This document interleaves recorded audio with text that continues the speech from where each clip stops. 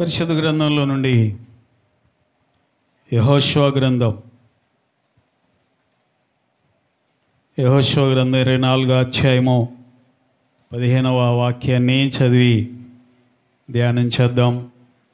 యెహోషువ గ్రంథం 24వ అధ్యాయము 15వ వచనం చదువు. యెహోవాను సేవించుట మీ దృష్టికి కీడని తోచిన ఎడల మీరు ఎవరిని సేవించెదరో అద్దరిని మీ పితరులు సేవించిన దేవతలను సేవించెదరో అమోరీయుల దేశమున మీరు నివసించుచున్నారే వారి దేవతలను సేవించెదరో మీరు కోరుకోండి మీరెవరిని సేవింప కోరినను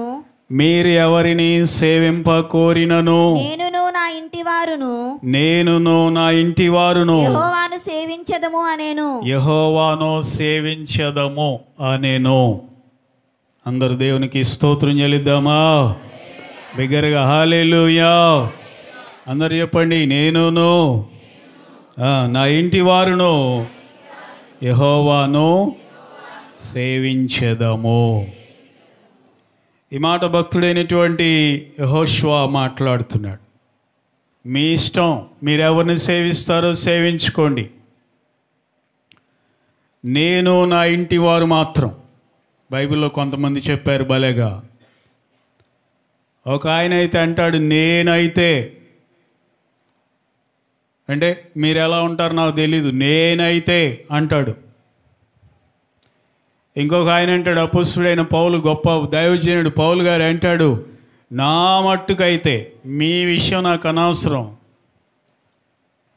మీరు ఎలా ఉంటారు ఏం చేస్తారో నాకు అనవసరం, నా మట్టుకైతే అంటాడు పౌలు గారు. ఇలా కొంతమంది భలే చెప్పారు దృఢ నిశ్చయముతో.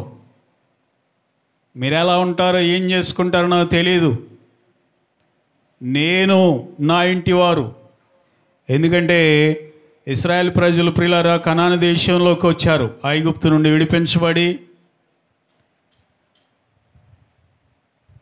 చూడండి, బంధకాలన్నీ తెగిపోతే మనిషికి ఫ్రీడమ్ వస్తే ఎవరిని లెక్క చేయడు, దేవుని కూడా లెక్క చేయడు. మనిషి అలా అంటాడు. వింటున్నారు నేను చెప్పే మాట? బాధలేం లేకపోతే కష్టాలు, అలానే మీ అందరి కష్టాలు ఉండాలని కాదు సుమా. ఈవెన్ నేనైనా సరే, ఇక్కడున్న మనం అందరం కూడా ఏదో బాధ లేకపోతే మనం మనుషులను లెక్క చేయం. సరే, మనుషులను లెక్క చేయని తర్వాత సంగతి, దేవుని కూడా లెక్క చేయం మనం. దేవుడు కూడా మన కళ్ళకు కనపడడు. ఇజ్రాయేలీల పరిస్థితి అలా ఉంది. ఇనప కొలిమి అనబడినటువంటి ఐగుప్తు నుండి దేవుడు బయటికి తీసుకొచ్చి ఎర్ర సముద్రాన్ని పాయలుగా చేసి ఆకాశం నుండి మన్నాను కురిపించి అరణ్యంలో బండ నుండి నీళ్లు రప్పించి ఆ 30 లక్షల మందికి మాంసంతో ఆహారం పెట్టి కొన్నిసార్లు ప్రియులారా ఎరికో గోడలను కూల్చి యోర్దానును రివర్స్ చేసి వెనక్కి పంపించి ఎన్నో రాజ్యాల మీద జయమిచ్చి దేవుడు ఇన్ని చేస్తే కనాను దేశానికి తీసుకొస్తే ప్రజల్ని ప్రభు ఓరకనే ఆ దేశాన్ని ఫ్రీగా వీళ్ళందరికీ ఇచ్చేస్తే దేవుడు, వీళ్ళందరూ ఏం చేశారంటే కొన్నాళ్ళు అయిన తర్వాత వాళ్ళని తీసుకొచ్చిన దేవుణ్ణే మర్చిపోయారండి. వాళ్ళని తీసుకొచ్చినటువంటి దేవుణ్ణే మర్చిపోయారు. అంత సుఖమరిగిపోయారు వీళ్ళు. దేవుని మర్చిపోయి వేరే వేరే వాటిని పూజించడం ప్రారంభించారు. యెహోషువకి బాధ అయింది, చాలా బాధ అయింది. అందుకే ఈ మాట అనాల్సి వచ్చింది. ఆయన ప్రజలందరినీ సమకూర్చారు, రండి అందరూ నా ఎదురుగా రండి, ఇశ్రాయేలు సర్వ సమాజమా రండి, ఏమైంది మీకు? ఐగుప్తు దేశం నుండి మిమ్మల్ని తీసుకొచ్చినటువంటి ఆ దేవుణ్ణి వదిలేసి మీరు ఆ గొప్ప దేవుణ్ణి, ఆశ్చర్య కార్యాలు చేసినటువంటి ఆ ఘనుడైనటువంటి దేవుణ్ణి మీరు వదిలేసి ఏంటి అలా తిరిగిపోయారు? What is the reason to turn back? వెనక్కి తిరిగిపోయారు, ఏంటి కారణం అని వాళ్ళందరితో మాట్లాడుతూ, ఇక మీ ఇష్టం, నేను చెప్పి అలసిపోయాను అన్నట్టుగా చెప్తున్నాడు. మిమ్మల్ని చూస్తుంటే నాకు చిరాకేస్తుంది, మిమ్మల్ని చూసి నేను అలసిపోయాను, మీరు ఎవరిని సేవించుకుంటారో సేవించుకోండి. ఆయన అంటాడు, నేను నా ఇంటి వారైతే యెహోవాను మాత్రమే సేవిస్తాము. హల్లెలూయా. దేవుని బిడ్డలారా, బాధతో కోపంతో చెప్పాడు ఈ మాట. ఎప్పుడైతే ఈ మాట చెప్పాడో వాళ్ళందరిలో పశ్చాత్తాపం వచ్చేసింది. వాళ్ళకు కూడా బాధ వచ్చేసింది. అయ్యో నిజమే కదా, ఈరోజు ఇలా ఉన్నామంటే దేవుని కృపే కదా. ఐగుప్తు ఇనప కొలిమిలో నుండి బయటకు వచ్చామంటే, ఆ భయంకరమైన బానిసత్వం నుండి బయటకు వచ్చామంటే దేవుని కృప.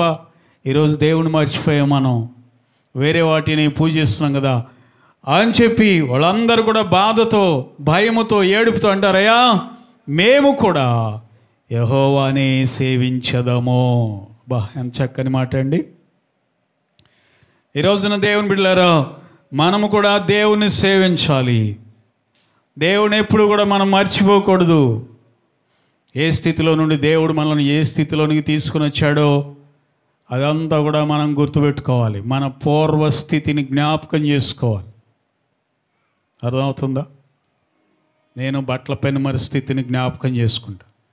మీరు కూడా మీ సొంత ఊరు స్థితిని జ్ఞాపకం చేసుకోండి. మీ తల్లిగారి ఇంటిని జ్ఞాపకం చేసుకోండి. ఒకప్పుడు మనం ఎలా ఉండేవారం, దేవుడు మన పరిస్థితులు ఎలా మార్చాడు,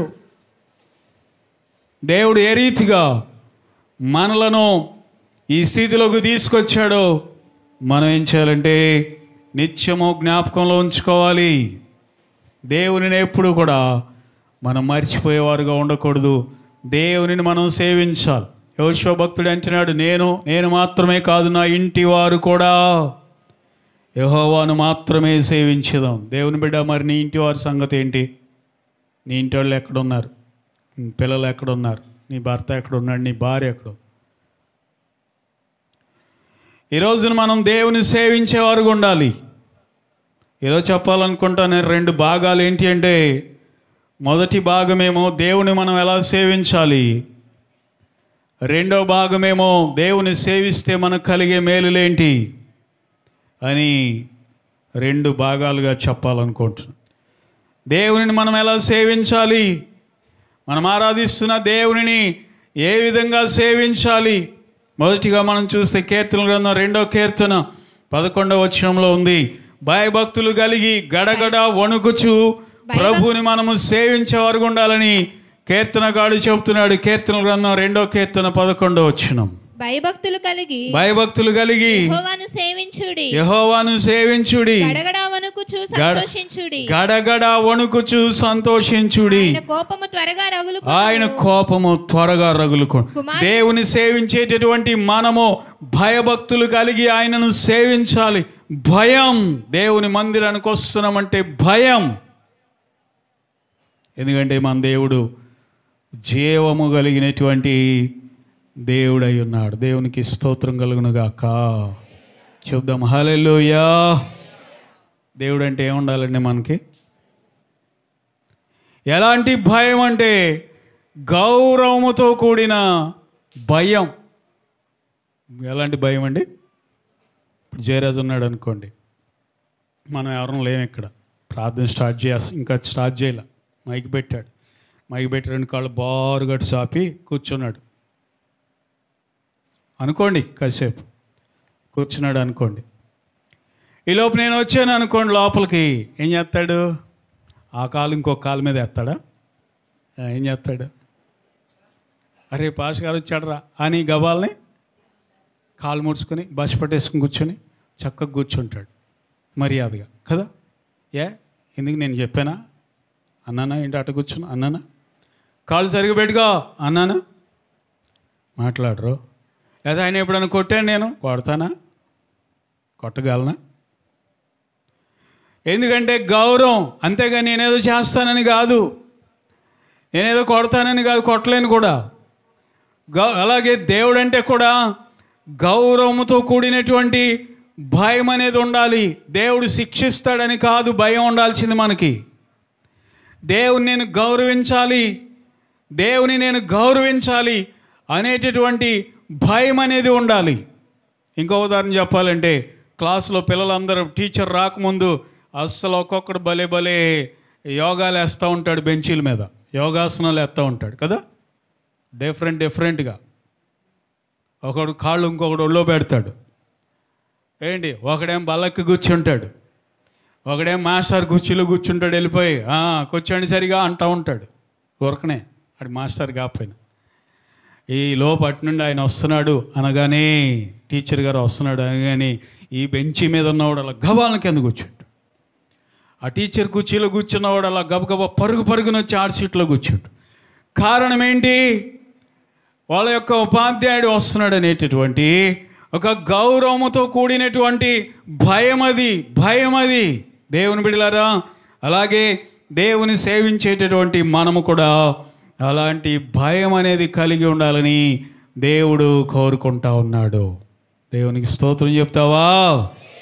గట్టిగా హల్లెలూయా. దేవుని మనం సేవిస్తున్నాం కాబట్టి, ప్రభుని సేవించే మనము ప్రియులారా గడగడ వణుకుచు, దేవుడంటే భయము కలిగి గడగడ వణుకుచు ఆయనను మనము సేవించేవారుగా ఉండాలని దేవుడు కోరుకుంటా ఉన్నాడు. అలా సేవిస్తున్నావా ప్రభుని? లేకపోతే నీకు ఉపయోగం లేదు దేవుని బిడ్డ. దేవుడంటే గౌరవం లేకపోతే, దేవుడంటే భయం లేకపోతే, ఓకే, నీకు దేవుడంటే నిర్లక్ష్యమైతే నువ్వు దేవుణ్ణి సేవించినా కానీ ఉపయోగం ఎంత మాత్రం కూడా లేనే లేదు అని నువ్వు తెలుసుకోవాలి. దేవుని సన్నిధి అంటేనే పెందల కడే పరుగులెత్తుకుంటూ రావాలి. ప్రభు సన్నిధి అంటేనే అందరికంటే ముందొచ్చి కూర్చోవాలి. అలా లేనప్పుడు నువ్వు దేవుణ్ణి సేవించడం కూడా ఉపయోగం ఏమాత్రం కూడా లేదు. కనుక దేవుని నువ్వేం చేయాలంటే గౌరవించాలి. You must respect the lord. ఎందుకంటే మన దేవుడు సజీవుడు కాబట్టి, గొప్ప దేవుడు కాబట్టి, ఎక్కడ 2-3 ఆయన నామమున ఏకీభవిస్తారో వారి మధ్యలో దేవుడు ఉంటాడు కాబట్టి దేవుని నువ్వు ఖచ్చితంగా రెస్పెక్ట్ చేయాలి. రెవరెన్షియల్ ఫీర్ అనేది దేవుని ఎదుట నువ్వు కలిగి ఉండాలని దేవుడు కోరుకుంటున్నాడు. పరలోకంలో అంట దేవదూతలంట, హలో వింటున్నారా? దేవదూతలు 6 రెక్కలు ఉంటాయంట. ఎన్ని రెక్కలు? 6 రెక్కలు. 6 రెక్కలు ఉంటాయంట. 6 రెక్కల్లో 2 ఎగరటానికి ఉపయోగించుకుంటాయంట, 2 ముఖం కప్పుకుంటాయంట. ఎందుకని? దేవుని ముఖ తేజస్సు చూడలేక, దేవుని ముఖం యొక్క ప్రభావము చూడలేక ముఖం కప్పుకుంటాయి. మరొక 2 రెక్కలతోనేమో వాటి పాదాలు కప్పుకుంటాయంట.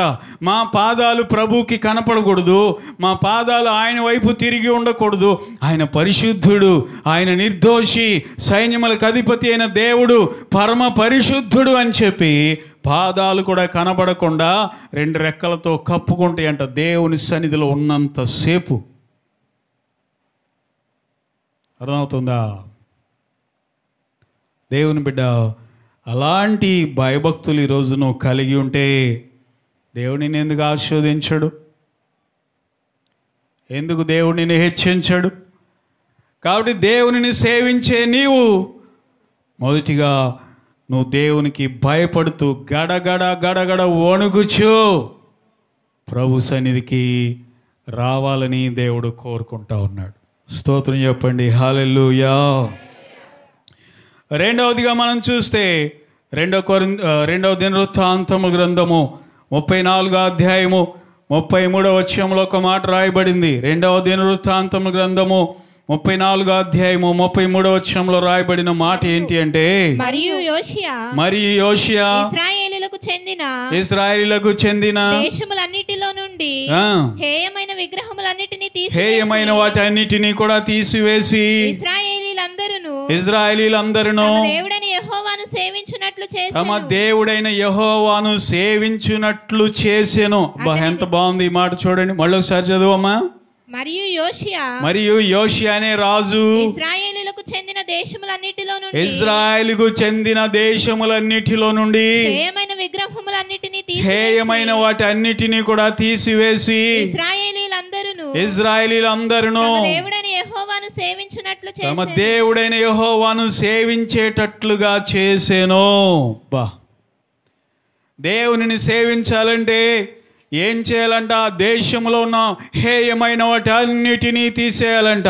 ఈరోజు మనం ఏం చేయాలంటే, మన దేశము తర్వాత సంగతి, మన రాష్ట్రము తర్వాత సంగతి, దేవుని సేవిస్తున్న మన జీవితంలో హేయమైనవి ఏవైనా ఉంటే తీసివేసి ఆయనను సేవించాలి. హేయమైన వాటిని తీసివేసి. అర్థమవుతుందండి? మన హృదయంలో దేవునికి హేయమైనవి తీసివేయాలి. అర్థమవుతుందండి? దేవునికి హేయమైనవి మనకు కొన్ని ఇష్టంగా కనబడతాయి కొన్నిసార్లు. అర్థమవుతుందా? దేవునికి హేయమైనది మనకి ఎలా కనబడుతుంది? ఇష్టంగా కనబడుతుంది. ఇప్పుడు అన్నం తింటాం. అన్నం తిన్న తర్వాత ప్లేట్ తీసుకెళ్ళి అక్కడ పడేస్తాం, తోమే చోట పడేస్తాం. పడేసిన తర్వాత మళ్ళీ వెళ్ళి చేత్తో నాకుతాం దాన్ని. ఒకటి వచ్చి నాకుద్ది. ఏంటది? ఏంటి? కుక్క కదండి. కుక్క వచ్చి నాకుతుంది. మనకేదైతే అసహ్యమో దానికి ఇష్టం అది. అలాగే మన జీవితంలో కూడా దేవునికి ఇష్టం లేనివి మనకిష్టంగా కొన్ని ఉంటాయి. హేయమైనది ఏదైతే ఉందో మన హృదయంలో, ప్రియులారా, దేవుని సన్నిధికి రాగానే అదంతా విడిచిపెట్టేసి మనలను మనము పరిశుద్ధపరుచుకోవాలి. దేవునికి స్తోత్రం చెప్తావా? గట్టిగా హల్లెలూయా. మనలో ఏమి ఉండకూడదు? అసహ్యమైనవి ఉండకూడదు. దేవుని బిడ్డలారా, మనలో ఏమి ఉండకూడదు? దేవునికి ఆయాసకరమైనవి ఉండకూడదు. మనలో దేవునికి కష్టాన్ని కలిగించేవి, బాధ కలిగించేవి ఏవి కూడా ఉండకూడదండి. దేవునికి ఇష్టలమై ఉండి, ప్రియులారా, దేవునికి ఇష్టపూర్వకమైన అర్పణగా మనలను మనము సమర్పించుకోవాలి. అర్పణలు ఇచ్చేదానికంటే కూడా ముఖ్యంగా మనలను మనమే దేవునికి సమర్పించుకోవాలి. ప్రభు సన్నిధికి రాగానే మనలో రూపాంతరత అనేది రావాలి, మార్పు అనేది రావాలి. అలాగున మనం ఆయనను సేవించాలని వాక్యం చెప్తాం. అందరూ స్తోత్రం చెల్లిద్దామా? దేవునిని సేవించే మనం, ప్రియులారా, అసహ్యమైనవి కూడా విడిచిపెట్టేసేయాలి. దేవునికి ఇష్టం లేనివన్నీ కూడా మనలో నుండి తొలగించుకొని ప్రియులారా, అలాగున మనం ప్రభుని సేవించాలని. చూసారు, యోషియా అంత పనిచేశాడు. ఆయనే కాదు, ఇజ్రాయేలు దేశాలు ఏవైతే ఉన్నాయో, దేవుని ప్రజలు ఎక్కడెక్కడైతే ఉంటున్నారో ఆ దేశాలన్నిటిలో కూడా హేయమైనవి తీసేయాలి. కాబట్టి మనిషిలో మార్పు రావాలి. దేవునికి ఇష్టం లేనివన్నీ తీసివేయాలి. మనిషి జీవితంలో 7 ఉన్నాయంట దేవునికి హేయమైనవి. మనిషి యొక్క జీవితంలో హేయమైనవి 7 ఉన్నాయంట. సామెతల గ్రంథం 6వ అధ్యాయం 16వ వచనం, యెహోవాకు అసహ్యములైనవి 6 కలవు, 7 ఆయనకు హేయములు. అవేవనగా అహంకార దృష్టి. నెంబర్ 1 కళ్ళు దేవునికి హేయమంట. ఏ కళ్ళు హేయమంటే అందరి కళ్ళు హేయమని కాదు, అహంకారం కలిగిన కళ్ళు దేవునికి హేయమంట. గర్వంతో నిండిన కళ్ళు నెత్తికొచ్చి రావిడికి అంటారు. నెంబర్ 2 కళ్ళలాడు నాలుక, టంగ్. ఎలాంటి నాలుక దేవుడికి హేయం అంటే అబద్ధములాడే నాలుక దేవునికి హేయం. నెంబర్ 3 నిరపరాధులను చంపు చేతులు, హ్యాండ్స్. ఎలాంటి చేతులు అంటే దేవునికి హేయం అంటే నిరపరాధుల్ని చంపే చేతులు. నువ్వు గోరింటాక పెట్టుకో, ఏదైనా పెట్టుకో, చేతులకి ఏమైనా డిజైన్లు వేసుకో, ఏమైనా వేసుకో. ఏ చేతులు అంటే దేవునికి అసహ్యం అంటే నిరపరాధులను చంపాలని చూసే చేతులు దేవునికి హేయమైనవి. నెంబర్ 4 దుర్యోచనలు యోచించు హృదయము, మైండ్. ఏ యోచనలో యోచించే మైండ్ అండి? చెడు ఆలోచనలు ఆలోచించే మైండ్ దేవునికి ఎలాంటిదంట? హేయమైనది. నెక్స్ట్ కీడు చేయుటకు త్వరపడి పరుగులెత్తే పాదములు. ఈ కాళ్ళు, ఏ కాళ్ళు దేవునికి హేయములయ్యా అంటే కీడు చేయడానికి పరిగెత్తేటటువంటి కాళ్ళు దేవునికి హేయములంట. లేని వాటిని పలికే 7వది. ఇది 7వదేనా? కాన్షియన్స్. కాన్షియన్స్ అంటే మనస్సాక్షి. ఎలాంటి మనస్సాక్షి? లేని వాటిని పలికే అబద్ధ సాక్షి. అన్నదమ్ములలో జగడములు పుట్టించువాడును. అది అన్నదమ్ముల మధ్యలో జగడములు పుట్టించువాడు. 7 దేవునికి హేయమైనవి మనం తీసివేసుకొని దేవునిని మనము సేవించాలని దేవుడు కోరుకుంటా ఉన్నాడు. అందరూ స్తోత్రం చెల్లిద్దామండి గట్టిగా. హల్లెలూయా. దేవుని సేవించే మనము ప్రియులారా, మనలో అసహ్యమైన ఏమైతే ఉన్నాయో నీ ఇంట్లో కూడా ఉండకూడదు, నీ కుటుంబంలో కూడా ఉండకూడదు, నీ గృహంలో కూడా ఉండకూడదు. వాటిని తీసివేసుకొని దేవునిని సేవించాలని దేవుడు కోరుకుంటా ఉన్నాడు. అందరూ స్తోత్రాలు చెల్లిద్దామా? కనుక దేవుని బిడ్డలారా, ప్రభుని సేవిస్తున్న మనము నెంబర్ 1 ఏం చేయాలంట? భయముతో దేవునిని మనము సేవించేవారుగా ఉండాలి. రెండవదిగా హేయమైన వాటిని మనము తొలగించుకొని ప్రభుని మనము సేవించేవారుగా ఉండాలని దేవుడు మాట్లాడుతున్నాడు. మూడవదిగా మనం చూద్దామా? 1 సమూయేలు గ్రంథం 12వ అధ్యాయం. 1 సమూయేలు గ్రంథం 12వ అధ్యాయం. 12వ అధ్యాయంలో 3 విషయాలు ఉంటాయి. ఇక్కడ 14 చదవండి. మొదటిగా, మీరు యెహోవా యందు భయభక్తులు కలిగి ఆయన మాటలు విని ఆయనను సేవించి ఆయన ఆజ్ఞలు భంగము చేయక దేవునిని సేవించేటటువంటి మనము దేవుని ఆజ్ఞలను ఏం చేయకూడదంట? భంగము చేయకూడదు. భంగం చేయకూడదు అంటే బ్రేక్ చేయకూడదు. స్తోత్రం చెప్పండి. హల్లెలూయా. దేవునిని సేవించే మనము ఆయన ఆజ్ఞలను భంగము చేయకూడదు, వాటిని బ్రేక్ చేయకూడదు, ఆజ్ఞలను అతిక్రమించకూడదు, దైవ ఆజ్ఞలను మేరకూడదు. దేవుని బిడ్డలారా, ఆజ్ఞలను అనుసరించేవారు ఉండాలి ఆయనను సేవించేటటువంటి మనము. తర్వాత వచనం కూడా చదవమా? అయితే యెహోవా మాట వినక ఆయన ఆజ్ఞను భంగము చేసిన ఎడల యెహోవా హస్తము మీ పితరులకు విరోధముగా ఉండినట్లు మీకు కూడా విరోధముగా ఉండును. దేవుని ఆజ్ఞలను మీరు భంగము చేస్తే మీ పితరులకు ఎలా విరోధమైందో అలాగే ఆయన హస్తము మీకు కూడా విరోధంగా ఉంటుంది. దేవుని ఆజ్ఞలు మీరితే.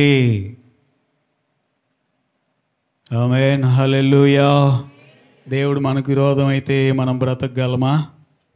చెప్పండి. దేవుని హస్తం ఎలా ఉంటుందంటే, ఇగో ఇటు చూడండి, నా వైపు చూడండి. మీకు ఎవరైనా ఎనిమీస్ ఉన్నారంటే, మీకు శత్రువులు ఉన్నారంటే, నువ్వు దేవునికి ఇష్టంగా ఉంటే దేవుని చేయి వాళ్ళ వైపు ఇలా ఉంటుందంట. ఇలా అందరి చూడు, ఇలా ఉంటుందంట. నీకెవరైనా శత్రువులు ఉంటే, నువ్వు దేవునికి ఇష్టంగా ఉంటే ఆయన చెయ్యి వాళ్ళ వైపు ఇలా ఉంటుందంట. కానీ ఇక్కడ రాయబడిన మాట ఏంటంటే, నువ్వు దేవుని ఆజ్ఞలు గైకొనకపోతే ఆ చెయ్యి నీ వైపు ఇలా తిరుగుద్దంట. హలో, అర్థమవుతుందా? నువ్వు దేవుని ఆజ్ఞలు భంగపరిస్తే, if you break the commandments of God, దేవుని యొక్క ఆజ్ఞలను మీరితే ఆయన హస్తము నీకు విరోధంగా ఉంటుందంట. ఓమో, అంత భయం చూడు. నువ్వు దేవునికి లోబడితే నీ విరోధులకు వార్నింగ్ ఇస్తుందంట, చెయ్యి జాగ్రత్త అని. లేదు, నువ్వు దేవుని ఆజ్ఞలు అనుసరించకపోతే ఆయన చెయ్యి నీకు విరోధం అయిపోతుంది.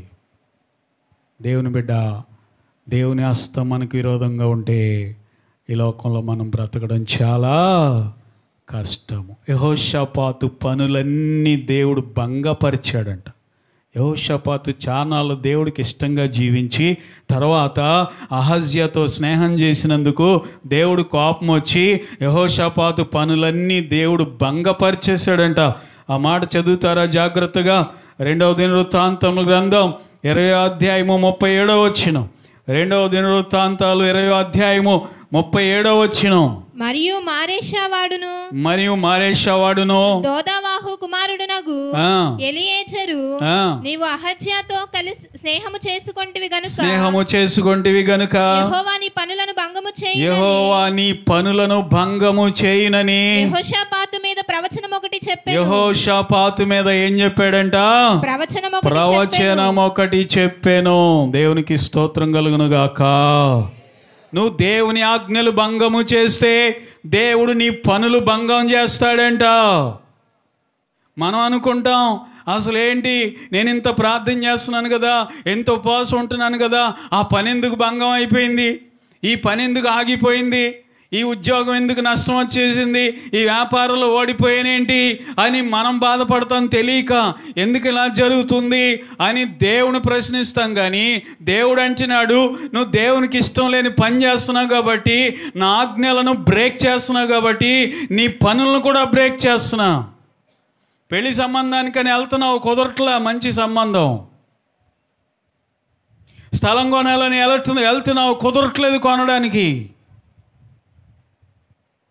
ఆర్థికంగా ఇబ్బందులు పడుతున్నావు.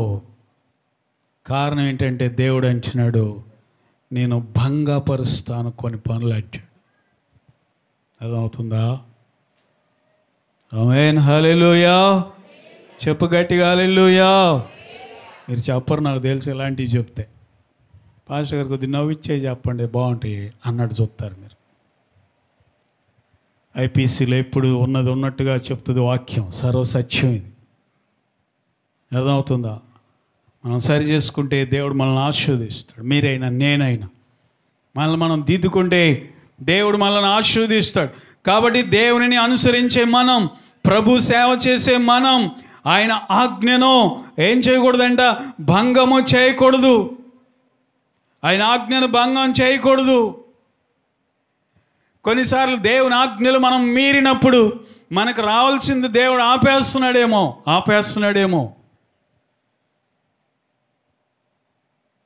దేవుడు ఎంత గొప్ప దేవుడు అండి. నువ్వు దేవునికి ఇష్టంగా ఉంటే ఆయన చెయ్యి నీ విరోధంగా ఉంటుందంట, నీ శత్రువులకి విరోధంగా ఉంటుందంట. ఆగక్కడ అంటాడంట దేవుడు.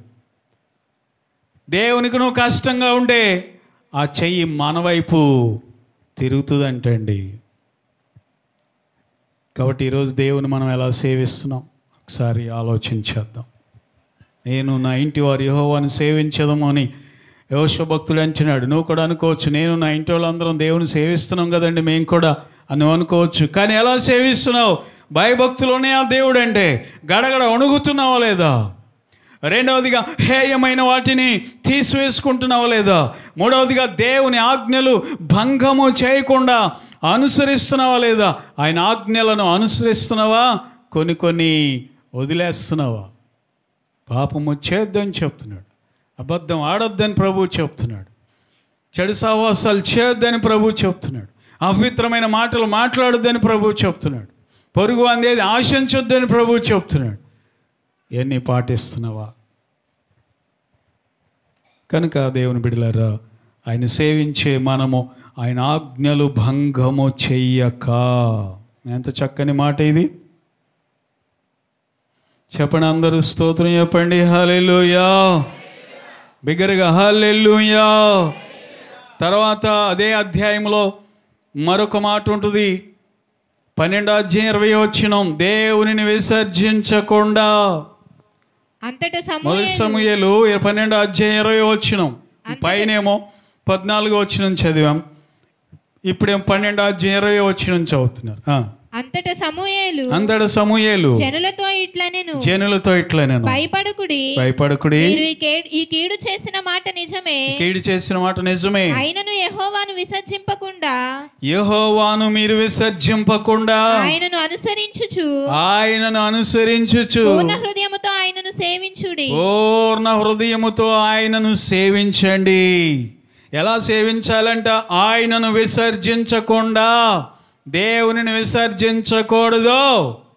ఎట్టి పరిస్థితిలో ప్రభువుని మనం విసర్జించేవారు ఉండకూడదు. అర్థమవుతుందా? టిఫిన్ చేయడానికి నేను పాస్టర్ గారు వెళ్ళాం హోటల్కి. ఇడ్లీ తిందాం, దోశలు తిందాం. హోటల్ నిండా జనం ఉంటారు కదా. మనకుండే అలవాటు ఏంటండి? మనకుండే అలవాటు ఏంటి? టిఫిన్ తిన్నా, భోజనం చేసినా, మధ్యాహ్నం భోజనం చేసినా, రాత్రి భోజనం చేసినా ఎలా తింటాం?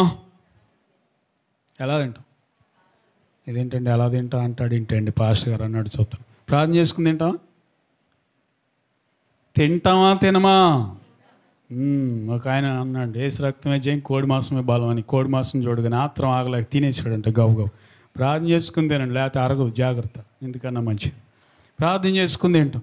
పాస్టర్ గారితో అన్నా, పాస్టర్ గారండి టిఫిన్ ప్రార్థన చేయండి అన్నా. పాస్టర్ గారు ప్రార్థన వద్దులేండి, వీళ్ళందరూ చూస్తారు. ఏంటి వీళ్ళందరూ చూస్తారండి, ఎందుకులే మనం క్రైస్తవులు అనుకుంటాం. అంటే ఏంటి? అన్యుల మధ్యలో దేవుని మనం విసర్జిస్తున్నాం. అన్యుల మధ్యలో ప్రభు గురించి సిగ్గుపడుతున్నాం. దేవుని బిడ్డలారా, ఇంట్లో అయితే, మందిరంలో అయితే మనం దేవుని గురించి భక్తి బాగా చేస్తాం. కానీ బయట అయితే కొన్నిసార్లు దేవుని విసర్జించేస్తాం. ఏమనుకుంటారో, నా గురించి ప్రజలు తక్కువగా అంచనా వేస్తారేమో, నన్ను చిన్నచూపు చూస్తారేమో, నేను క్రైస్తవుని అనుకుంటారేమో అని చెప్పి ఈ రోజున దేవుని విసర్జించేవాళ్ళు ఎంతమంది లేరు. పెద్ద ఇల్లు కట్టింది, ఇంట్లో ఎవరు ప్రార్థనలో కూర్చోవాల ఏమండి? కింద బోళ్ళు తతంగాల ఇంటోళ్ళు అందరూ అన్ని అన్యుల ప్రకారం ఆచారాలు.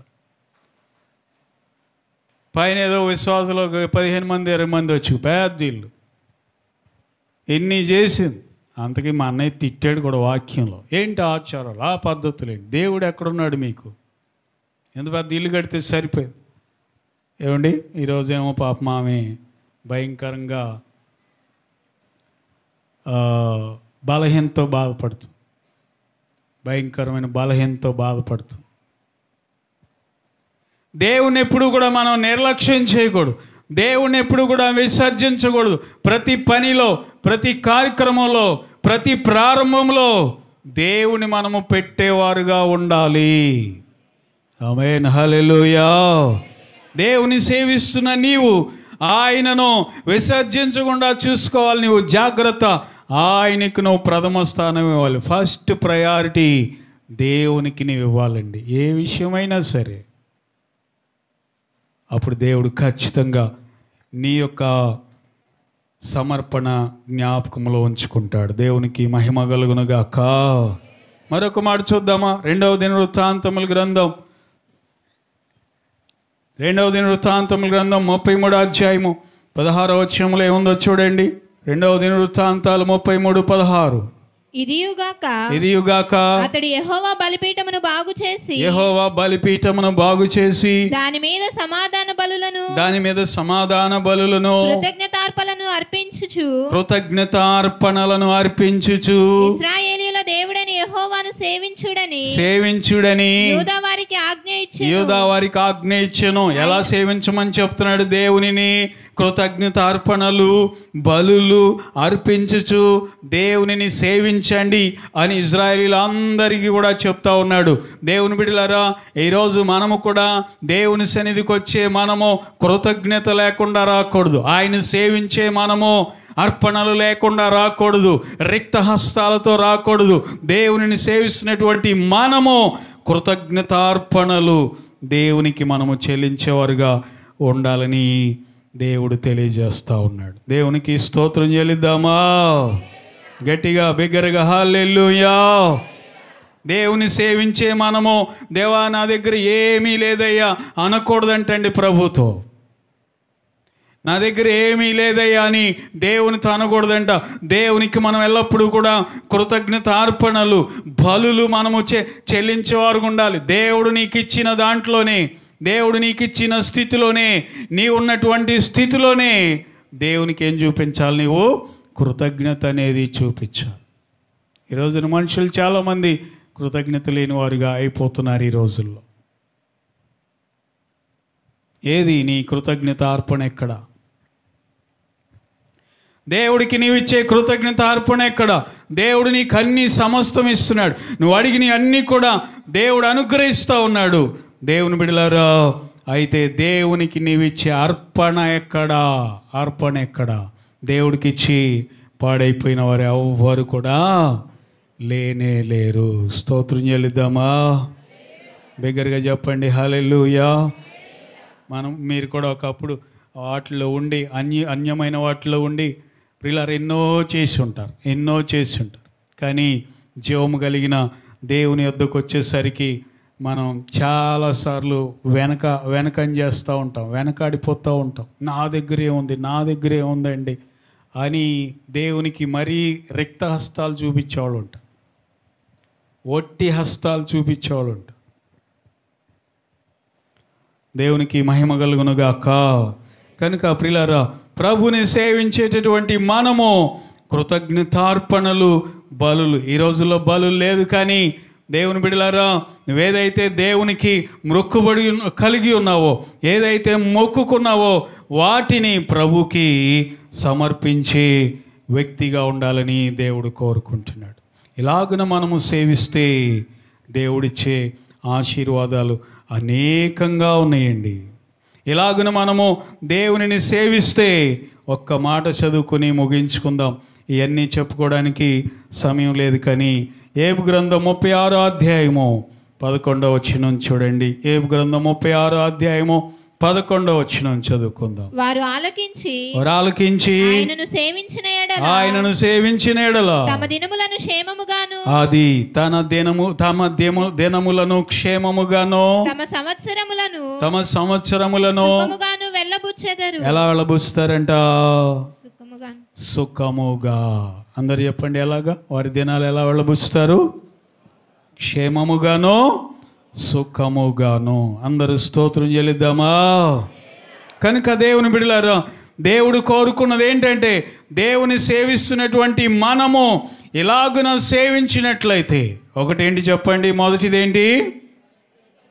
భయభక్తులు కలిగి. రెండవది ఏంటి?